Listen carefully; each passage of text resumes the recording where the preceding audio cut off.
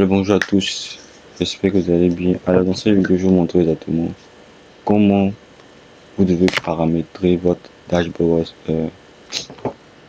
Focus. Et le bonjour à tous, j'espère que vous allez bien. Alors dans cette vidéo, je vais vous montrer exactement comment vous devez paramétrer votre dashboard WordPress. Lorsque vous vous atterrissez ici, après avoir configuré votre interface en local, lorsque vous atterrissez ici, donc pour ceux qui ne savent pas comment se connecter à WordPress via l'interface locale, allez sur la précédente vidéo, j'en ai parlé. Donc dans cette vidéo, je vais vous montrer exactement comment vous devez paramétrer.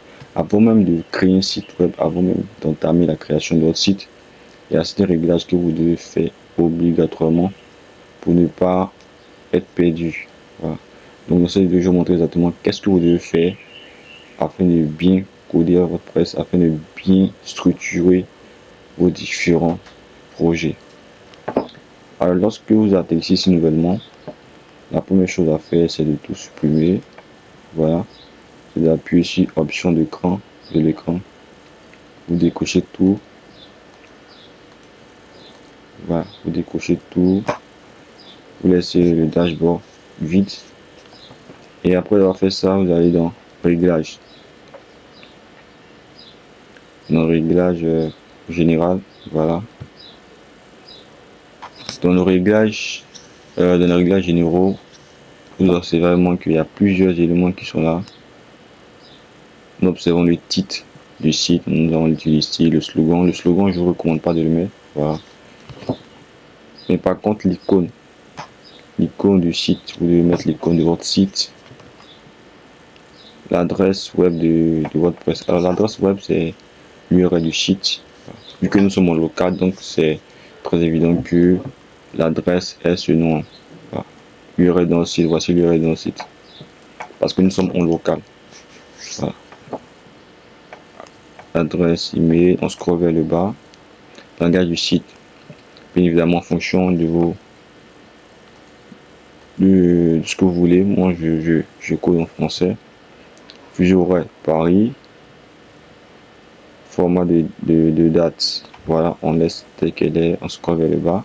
Et lorsqu'on a fini et que tous les réglages que nous avons fait ici nous conviennent, alors on appuie sur enregistrer les modifications.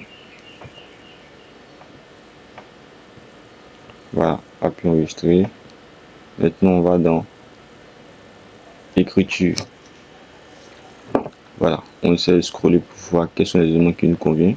Moi, dans mon cas, lorsque je paramètre mon interface WordPress, je ne touche pas l'écriture. Lorsque je code des projets très simples, je n'arrive pas sur la section écriture. Dans votre cas, en fonction de vos besoins, en fonction de ce que vous voulez, vous pouvez changer les différents éléments qui sont ici. Voilà. On va aller dans la section lecture. Lecture, vu qu'on n'a pas encore créé des pages, donc ici on ne touche pas. On scroll dans permalien. Alors permalien, vous devez vous assurer que le permalien est au niveau du titre de la publication. Voilà. Afin de garder ce URL qui est là, vous devez vous assurer que le permalien est au niveau du titre de la publication. Si ce n'est pas le cas, vous devez marquer à ce niveau, vous devez marquer titre de la publication. Pourquoi je le dis, c'est pour bien structurer votre URL, l'URL de votre site. Voilà.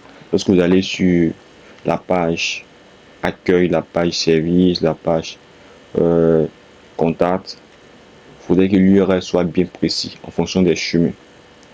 Donc, c'est dans ce cas qu'on observe généralement certaines personnes qui mélangent les permaliens.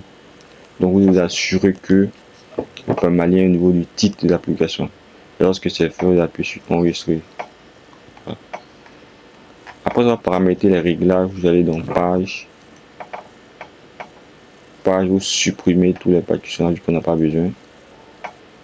Voilà, vous supprimez toutes les pages qui sont là. Voilà, vous supprimez toutes les pages. Voilà. Donc, avant même d'installer une extension des thèmes, voici ce que vous devez faire obligatoirement. Voilà. Vous devez assurer qu'il n'y ait pas d'éléments d'intrus.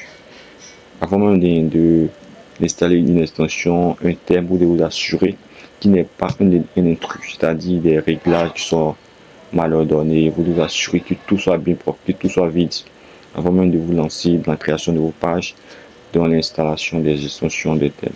Voilà. Donc voilà que tout est bien fait. Voilà, article, on va supprimer aussi les articles. Voilà, on a supprimé. Donc lorsque vous avez fini de tout supprimer, voilà, maintenant vous pouvez maintenant vous aventurer dans la création de votre site. Donc voilà un peu comment on procède avant même de se lancer dans la création du site. Voilà comment on procède. On va dans le réglage pour voir s'il n'y a pas de intrus. On supprime toutes les pages existantes. Voilà. Ah. Et puis après ça, maintenant, on se lance maintenant dans l'installation des extensions, des plugins, des thèmes. Voilà. Donc c'est tout pour cette vidéo. J'espère que vous a fait énormément du bien. Si vous ne savez pas comment je suis arrivé ici, je vous recommande d'aller sur la précédente vidéo.